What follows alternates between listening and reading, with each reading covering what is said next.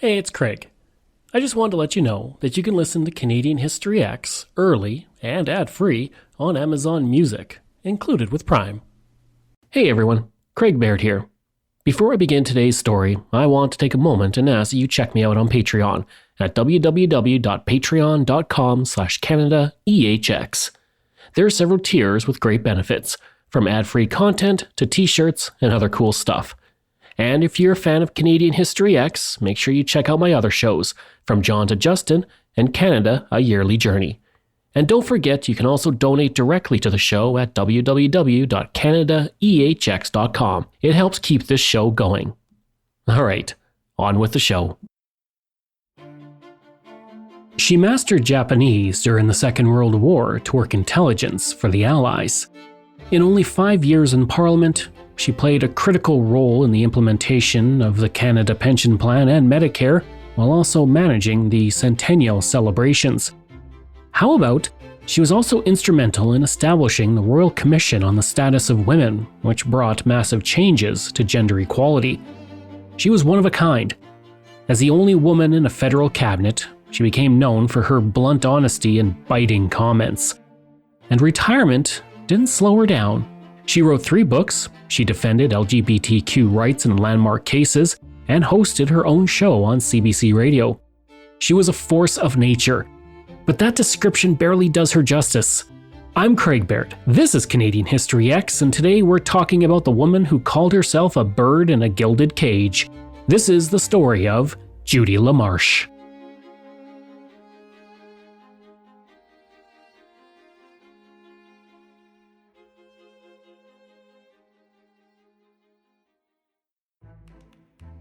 Judy LaMarsh entered the world 5 days before Christmas, 1924. At the time of her birth, the right to vote had been available to most women for only a few years, and they were still not considered persons in British North America. That would change when LaMarsh turned 5. And no one could have known that LaMarsh would be at the forefront of fundamentally changing Canada forever. Her father, Clayton LaMarsh, was a well-known lawyer in Chatham who served as the city's solicitor. He met his wife Rhoda during the First World War, and the two married in 1919. Mere weeks after Judy LaMarsh's birth, the family moved to Windsor so her father could become a partner in the law firm of Furlong, Brackett, Furlong and LaMarsh. In her autobiography, Memoirs of a Bird in a Gilded Cage, LaMarsh said her father was a man of mercurial temperament, strong likes and dislikes, and no one was ever long in doubt as to where he stood on any issue. Her father was a diehard supporter of the Liberal Party, as his own father Arthur had been. Some of Judy LaMarsh's earliest memories are of her father crying with joy as the Ontario Liberal leader Mitchell Hepburn was elected Premier of Ontario in 1934. And from him she learned that politics was everyone's business, and that it was a tough and grueling game. A mix of great excitement and terrible disillusionment. She would experience this firsthand in the years to come. In the 1930s, work opportunities were limited in Chatham, so the LaMarsh family moved to Niagara Falls for her father's employment. After the Second World War began, Judy decided she wanted to do her part. In 1942, she attempted to enlist with the Women's Division of the Air Force, but she was turned away because of poor eyesight. Angry over the refusal, Judy traveled to Hamilton where she earned a primary teaching certificate through a 1-year course. Then she enlisted with the Canadian Women's Army Corps in 1943. Her first posting was in Halifax with the Corps of Royal Canadian Engineers, where she spent a lot of time by the ocean and, in her words, learned to love it and the people who lived on it, by and with it. She then traveled to Vancouver to study Japanese. Judy said, "It was the hardest work of my life, and I slaved like a demon to excel in it." But she was taken out of class before completing the course and was immediately posted in the combined British, American, and Canadian intelligence group to translate and evaluate thousands of wires from the war zone in Asia by operatives. In 1946, she was discharged and she enrolled in the University of Toronto's Victoria College, where she acquired a Bachelor of Arts degree in 13 months.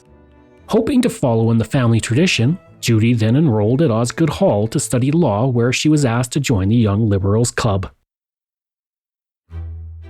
That invitation shaped the next 20 years of her life. She graduated and was called to the Bar of Ontario, and upon passing, she moved back to Niagara Falls to join her father's law practice. And as a lawyer, she continued to be involved in politics. She rose from the treasurer of the Ontario Young Liberal Association to president of the National Women's Liberal Federation, and finally became a member of the advisory committee of the Liberal Party of Canada. In 1959, Judy LaMarsh was asked to run for the Liberal Party in the provincial election as a representative from Niagara Falls, but she stepped aside so longtime Liberal George Buckator could run in the riding instead. Impressed with her, he asked her to run his campaign, and she agreed, and he won the election with 52% of the vote and went on to serve as the MPP for Niagara Falls until 1971. But Judy LaMarsh wouldn't stay in the political background for long. Judy's father died in 1957, followed by her mother in 1960. She was in her mid-30s and running a successful law practice, but looking for a new challenge. And that's when Liberal leader Lester B. Pearson entered the picture and asked her to be one of 3 delegates to the first NATO Youth Leaders Conference in Paris. She took him up on his offer, and after she returned home, she heard that Bill Hoke, the MP for Niagara Falls since 1953, had unfortunately passed away. A by-election was to be held to fill the vacancy, and she was going to run for Parliament in Niagara Falls. It was a tall order. The first woman elected to Parliament was Agnes MacPhail in 1921, and over the next 29 years, only 9 other women were elected to the House of Commons. 5 of those women had served in the 1950s, and only 3, Ellen Fairclough, Margaret Aitken, and Jean Kesselman-Wadds, were serving in Parliament in 1960. As soon as she started the campaign, Judy said she kept hearing from Liberal Party members that no one will vote for a woman. She wasn't so sure they were right. She was well known in Niagara Falls through her father and her own law practice, and she made sure to meet with everyone she could, from the man who cut her lawn to cabbies to the local magistrate. She said to the Liberal Party members, "Let's not worry whether the man in the street will vote for a woman. Will you vote for me?" Eventually, she had 6 male opponents for the nomination. She said, "We were ready, and we got to the delegates first. I was a better speaker and better prepared than my male opponents." It took until 1 a.m. at the Liberal Party's Niagara Falls riding convention to get the results, but in the end, Judy LaMarsh had won easily and become the Liberal Party candidate for the by-election.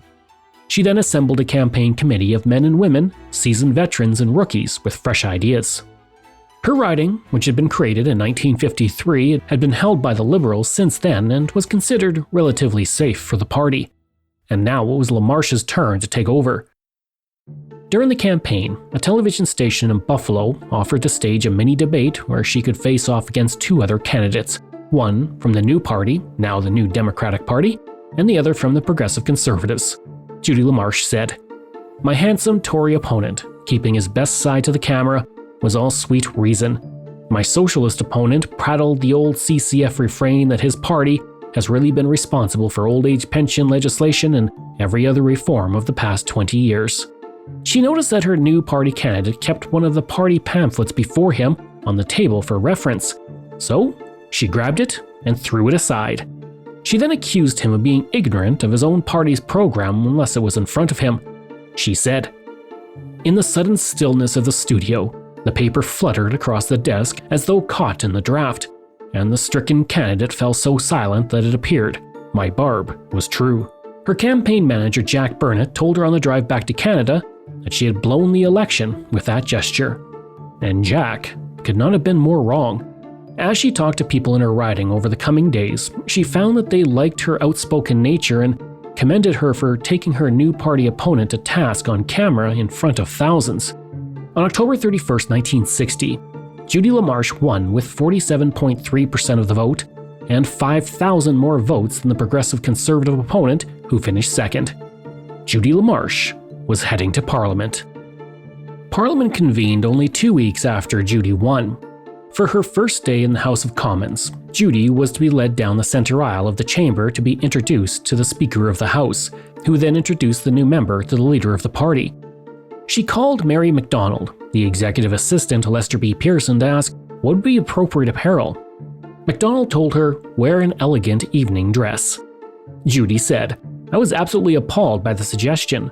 freshly elected as a radical sort of person, struck by the suffering of so many and the unemployed in my riding, all dressed up in evening clothes to claim my seat as a fighter for my people.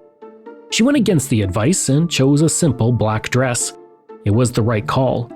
Only once had a female member of Parliament worn an evening dress in the House of Commons, and that was when Ellen Fairclough in 1958, when Queen Elizabeth II was present to open Parliament.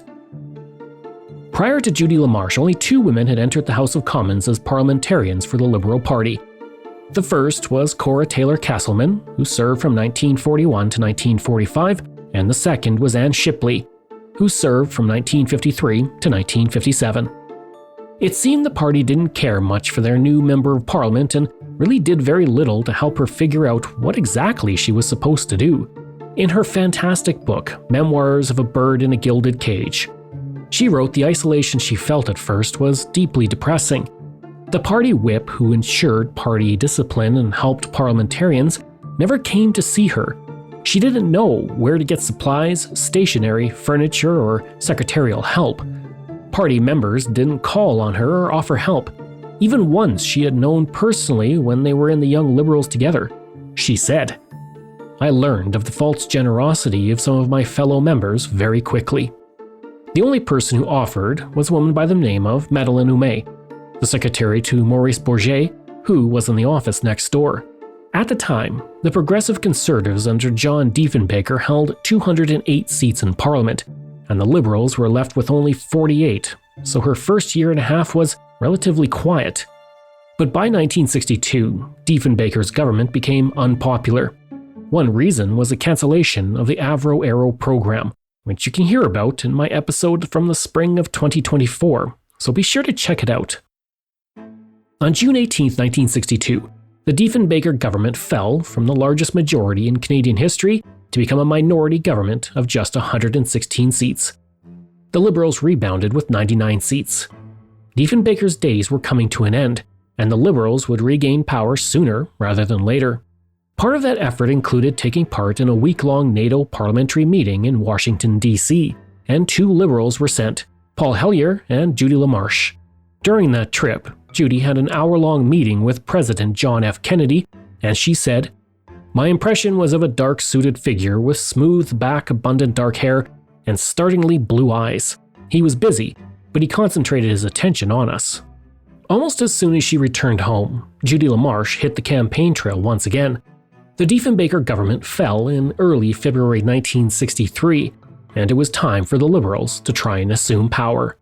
By this point, Judy was a rising star in the Liberal Party and campaigned outside her riding of Niagara Falls just as much as she campaigned within it. She was also tasked with heading up the Truth Squad, a group that followed Diefenbaker around to fact-check his statements on the campaign trail. She knew it was a bad idea, but those above her pay grade disagreed and she went along with the plan. It was a terrible idea. Whether Diefenbaker was effective or not as a prime minister is really up for debate, but what cannot be debated is his sheer skill as a speaker and campaigner. At each campaign stop, Diefenbaker ensured that they had a table right at the front near the stage with a banner welcoming the Truth Squad. In each speech, he tore the Truth Squad to shreds. Since Judy LaMarsh was the most famous of the members, Diefenbaker directed most of his comments at her. She said, "He was merciless. I never made any record of his witticisms at my expense. I hope no one ever did, but I still bear the scars." After only 3 days, the Truth Squad was disbanded, and Judy LaMarsh got back to work on her re-election campaign. On April 8, 1963, the Liberal Party returned to power with 128 seats. It was a minority government, but it was a victory nonetheless. And Judy was also re-elected in a riding, but with 819 votes less than in 1962. She believed the Truth Squad debacle cost her those votes. But now, as a member of the ruling party, it was time for a new step in the career of Judy LaMarsh. Before we get to that next step, we need to go back a few years to 1957 when John Diefenbaker appointed Ellen Fairclough as the Secretary of State for Canada. She was the first woman to hold a federal cabinet post. And over the next 6 years, she held 2 other cabinet positions, Minister of Citizenship and Immigration and Postmaster General of Canada. With Lester B. Pearson and the Liberals now in power, many pundits believed he would follow Diefenbaker's lead and appoint a woman to cabinet. Judy LaMarsh wanted to be in the cabinet post, but she did not want a role that Fairclough had before her. She said, "I wanted to be in the cabinet, but I had decided by the time I arrived there that I wasn't going to do just any old job, one which calls for no real contribution, but just to be there. I wasn't going to find myself a sop to women voters." As it turned out, she wasn't given a small portfolio. She was named the Minister of National Health and Welfare, an incredibly important portfolio then and now. Pearson had pledged to not only create a pension plan for Canadians, but also push through universal health care. Both of those would pass straight through the desk of Judy LaMarsh.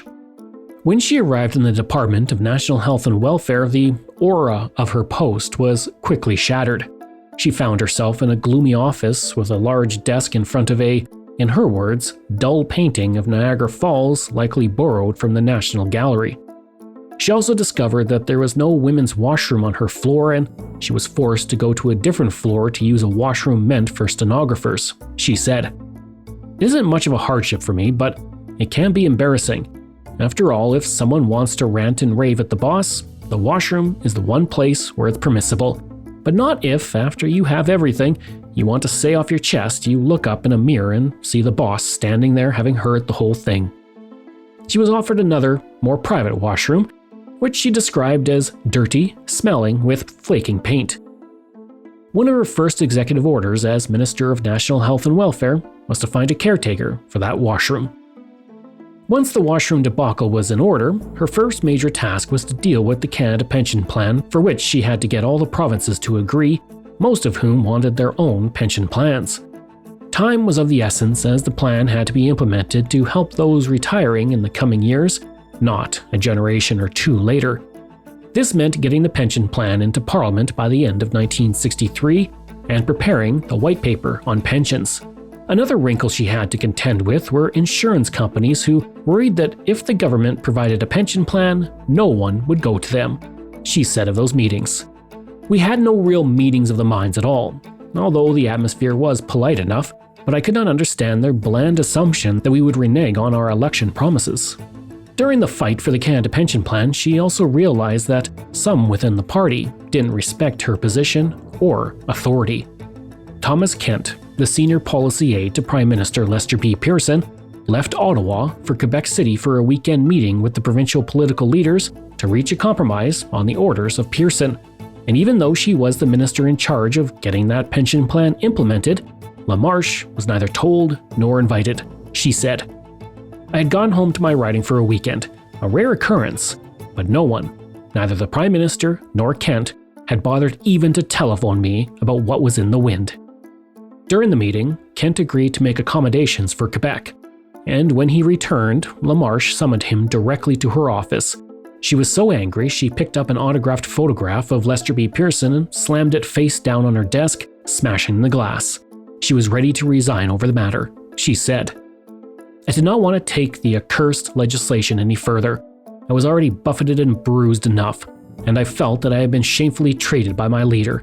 Pearson did not then, nor has he ever, even acknowledged what a dirty trick he played."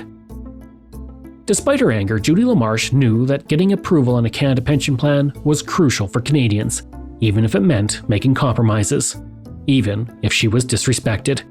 She took the Canada Pension Act to the House of Commons in late 1964, and in 1965 it was established. Today, that pension plan manages $646 billion in investment assets for 22 million Canadians. As the most prominent woman in Canadian politics, Judy LaMarsh had to deal with things her male colleagues did not. She was paid the same as her male counterparts, but in her words, they did 1/5 the work she did. LaMarsh was also treated as a token woman. If there was a women's delegation attending something at Parliament, she was expected to be front and center with them. She said in her memoir, "Whenever I am pushed by direction of my superior, my office, or by public opinion to appear as a woman's representative, I simply do not know what to do. My feeling of resentment and frustration multiply." While she was asked to take over a large portfolio of national health and welfare, Judy noted that It was not breaking new ground, as other women had done similar work elsewhere in the world. As a lawyer with years of experience, who came from a family of lawyers, LaMarsh had hoped to be appointed as the Minister of Justice at some point. Instead, others like Lucien Cardin and Pierre Trudeau were promoted, despite Judy having more experience in courts than both of the men combined. It wouldn't be until 1990, when Kim Campbell was appointed, that a woman would hold that portfolio. And as a woman, Judy was scrutinized by the media to a level rarely seen by her male counterparts. When she went to a hairdresser, reporters followed her in. In her words, her clothes, stockings, and wigs were all a matter for public discourse. She wrote, "Executive women followed me into washrooms, wives clustered around me in airports to receive me as I stumbled bedraggled and exhausted from an airport for yet another meeting. Children and teachers wrote me for recipes and for tips on how to get along as a woman. Columnists asked me about anything and everything except my job. Women magazines and women's pages featured articles about me, sometimes without bothering to interview me." She also didn't fit the image of what many in the House of Commons considered a proper woman. Her habit of wearing wigs, including purple and blonde ones, in the House of Commons caused extreme irritation to her more conservative colleagues. The same was true when she wore stockings with her outfits. She said of Paul Martin, a Liberal member of Parliament since 1935, "Paul Martin couldn't stand the stockings or the wig, and complained frequently about them, even though Marion Pearson finally came to wear some discreetly patterned stockings in public." Cartoonists took special delight in drawing her, often exaggerating her clothes and her weight, and the fact she was single with no children added extra speculation on her private life. Rumors swirled about her and the fact that she had mostly young men on her staff. So Judy LaMarsh was always careful to travel with several of her aides at once, and never one-on-one. Despite all the extra attention and the sexism, Judy did her job, and she did it well. And when it came time to bring Canadians universal health care, she was up for the task. Whenever the topic of universal health care is brought up, three men are given most of the credit. Tommy Douglas, the leader of the federal NDP who instituted universal health care in Saskatchewan when he was premier, Lester B. Pearson, whose government instituted universal health care, and Alan McKiernan, the Minister of National Health and Welfare when universal health care was enacted into law. Omitted in the discussion is Judy LaMarsh, who started the process and did much of the early work. In 1963, she called the first of the ministerial meetings to discuss a framework for Canada-wide prepaid medical insurance, and for her, Medicare was of special importance. In her legal practice, she had seen the devastating impact long-term medical care had on lower incomes. She herself had to pay large medical bills for her mother prior to being elected to Parliament. Before that, high medical costs had swallowed the savings of her mother while she was caring for Judy's father. And Judy came from a family with means, so imagine those who didn't. She said, "I was delighted to be getting on with Medicare. I worked with a real will towards preparing the framework for that legislation." In that meeting, she obtained approval from her colleagues to put $500 million into the Health Resources Fund, which would provide facilities and personnel to implement a national Medicare system. This fund was instrumental in getting the provinces to adopt universal health care. She wrote in her memoirs that the provinces did not contribute anything to that fund when it began, and only argued about who would have what to spend from it. It wasn't just Medicare that Judy LaMarsh focused on in her portfolio.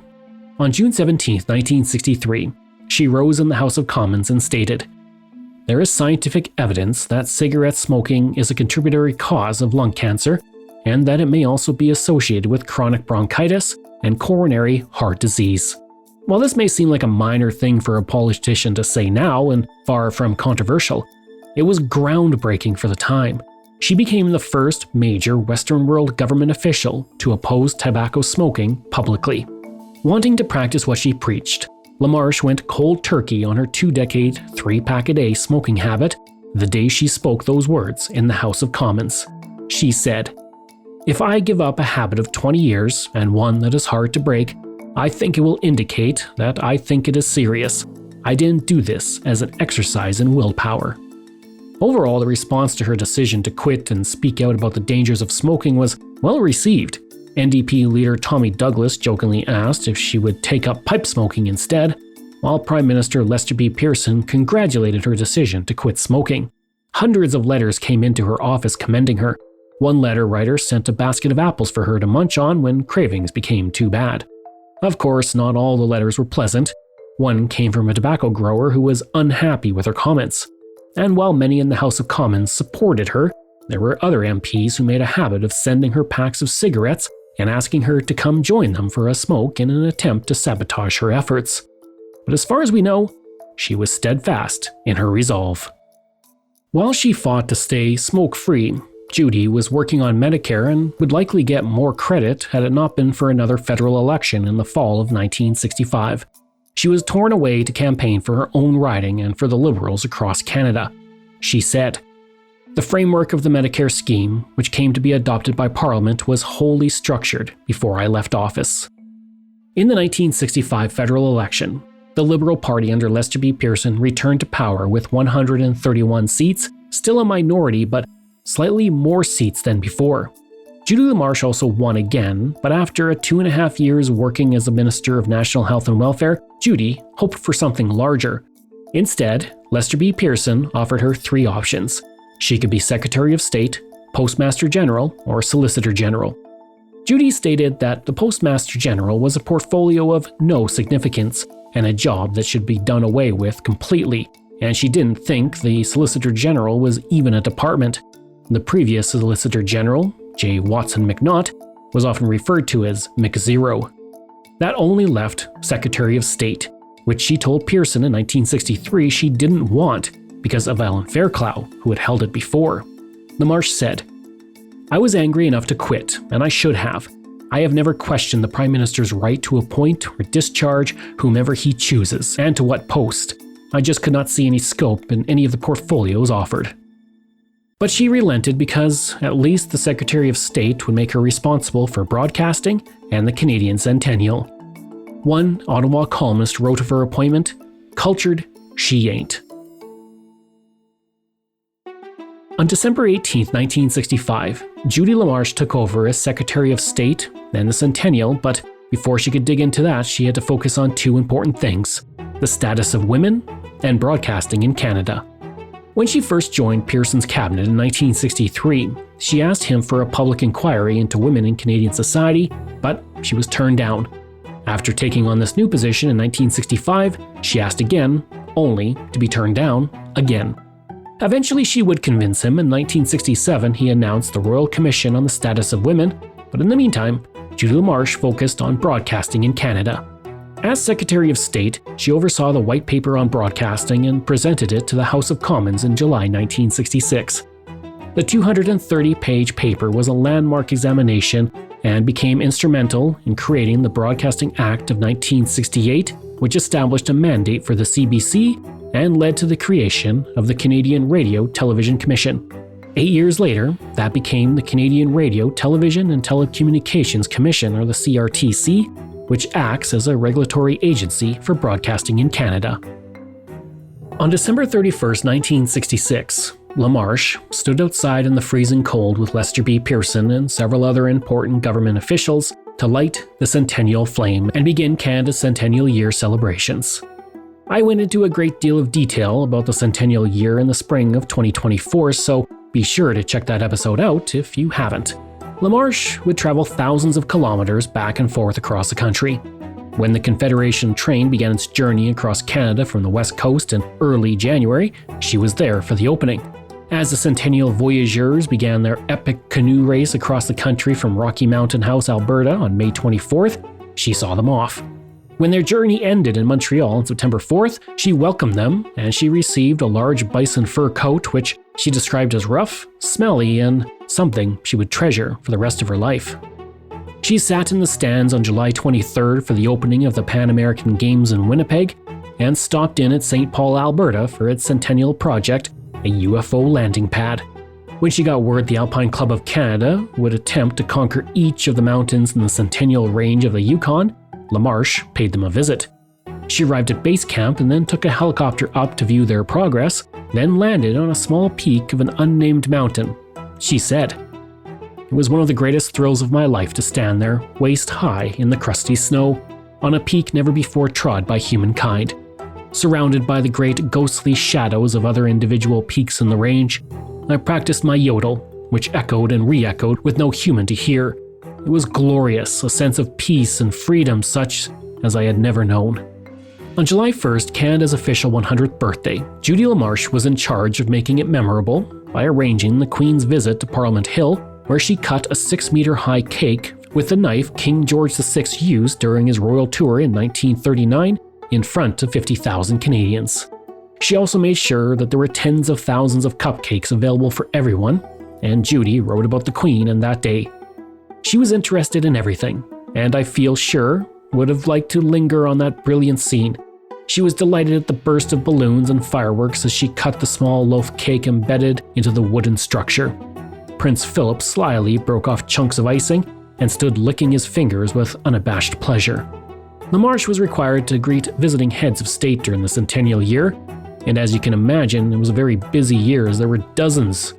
By the end of 1967, though, LaMarsh was deeply unhappy in her position in Parliament and said, "After Centennial year, I'd come to hate my job more and more. I could often not even bring myself to get up to go to work in the morning. I was afraid that if I stayed much longer, I would destroy myself in bitter frustration. I didn't care by this time where I went, just as long as I got out of politics, and soon." And her departure coincided with Lester B. Pearson's retirement. At the Liberal Party of Canada's Leadership Convention on April 6, 1968, Judy LaMarsh put her support behind Paul Hellyer, who had served in Parliament since 1949 and aligned the closest with her politics. Unfortunately, he was lagging in fourth place by the third ballot, and it looked like Pierre Trudeau would win. LaMarsh was caught on a hot microphone saying, "You've got to go to Winters. Don't let that bastard win it, Paul. He isn't even a Liberal." In her memoir, she wrote that she did not call Trudeau a bastard, but was telling Hellyer to pull out on the third ballot and send his support over to Robert Winters. Her recollection of what she said was, "Get out now, and we'll go on to stop the bastard." Regardless, the incident has become part of her lore. And when she was at Parliament the following week, she met Trudeau and gave him her congratulations. He asked her if she truly meant it after her hot mic moment, to which she responded, "Of course. You have what you sought, I have what I sought. Why not? I'm still a Liberal, and you are the Liberal leader." She quit soon after Trudeau became Prime Minister, which led people to believe she left politics because of him, which is something she denied. After all, she stayed in Parliament until the next election, which was called 2 months later, and that's when she began the next chapter. LaMarsh was 43 and ready to get back to her first love, the law.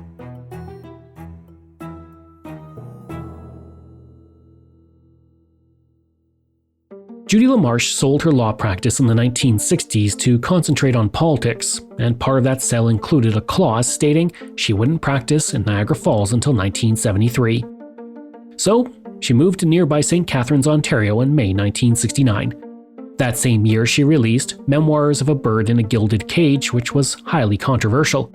She anticipated this and said, "I will be criticized for writing this book. It will be considered to be ungentlemanly and unsporting. It has not been the style for Canadian politicians to write of their experiences, but I have been criticized before and I expect to be again. It will all pass." Following her book tour, she began to host The LaMarsh Show, a local TV program in Ottawa offering legal and political advice. It was a hit, but she grew tired of the commute, and after a year she walked away from it. On January 5, 1974, the Brunswick Four were kicked out of a bar, and Judy LaMarsh heard of their complaints of police brutality and decided to help them. She refused any payment for her services, and all charges were dismissed. I went into much more detail about the Brunswick Four in my episode about the LGBTQ history of Canada from the spring of 2024, so be sure to check it out. From 1975 to 1976, LaMarsh hosted CBC Radio's This Country in the Morning, which was retitled Judy while she was host. Around this same time, she was asked to chair Ontario's Royal Commission on Violence in the Communications Industry, which held 61 hearings regarding violence in the media and its impact on the audience, and it came back with several recommendations and regulations, some of which were adopted by the government. In 1979, LaMarsh published her first novel, A Very Political Lady, which was a political thriller based on her experience in public office. Once again, she was criticized. A sequel, A Right Honourable Lady, was released in 1980. Sadly, though, her time was running out. In December 1979, Feeling ill and having pain in her abdomen, LaMarsh was rushed to the Sunnybrook Medical Center where she was diagnosed with pancreatic cancer. It was inoperable, and while receiving treatment at the Princess Margaret Hospital in Toronto, she received the Order of Canada from Governor General Edward Scheer at her hospital bed. On October 27, 1980, at the age of only 55, the bird in the gilded cage died. Ontario Premier Bill Davis said she would be remembered for her absolute devotion and loyalty to the causes in which she believed. On October 29, 1980, the funeral for Judy LaMarsh was held in Niagara Falls. Her pallbearers, all women, were lawyer Pamela Walker, Canadian Advisory Council on the Status of Women President Doris Anderson, British Columbia Judge Nancy Morrison, Friends Edith Drugan and Florence Roseberg, and CBC broadcasting legend Barbara Frum. She was laid to rest following a short service attended by 300 people, including Ontario Premier Bill Davis and former Ontario Lieutenant Governor Pauline McGibbon. LaMarsh was buried next to her parents in a graveyard beside the historic battlefield site of Lundy's Lane. York University would eventually establish the LaMarsh Centre for Research on Violence and Conflict Resolution soon after her death. The first research institute of its kind in Ontario, it remains today and focuses on child and youth research. In 1984, the Liberal Party established the Judy LaMarsh Fund, which provides funding to female federal Liberal candidates. And in 2021, the CCGS Judy LaMarsh, an ice-breaking tug, began operating with the Canadian Coast Guard. But to finish off this episode, I'm going to use the words of journalist Peter C. Newman, who wrote of her. Judy LaMarsh endowed each of her many careers with energy, intellect, and commitment, but to the end, she never gave up her essential, gutsy humanity.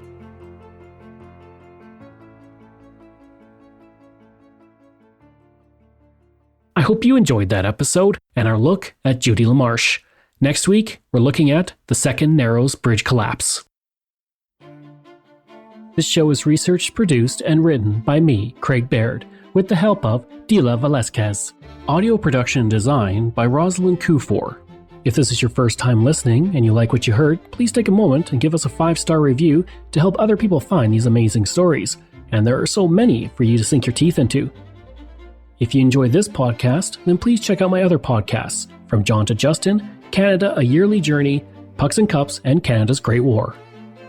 We love hearing from you, so if you have a show topic you want me to cover, email me at craig@canadaehx.com or stop by my website and social media. I'll include all of those in my show notes. Until next time, I'm Craig Baird, and this is Canadian History X.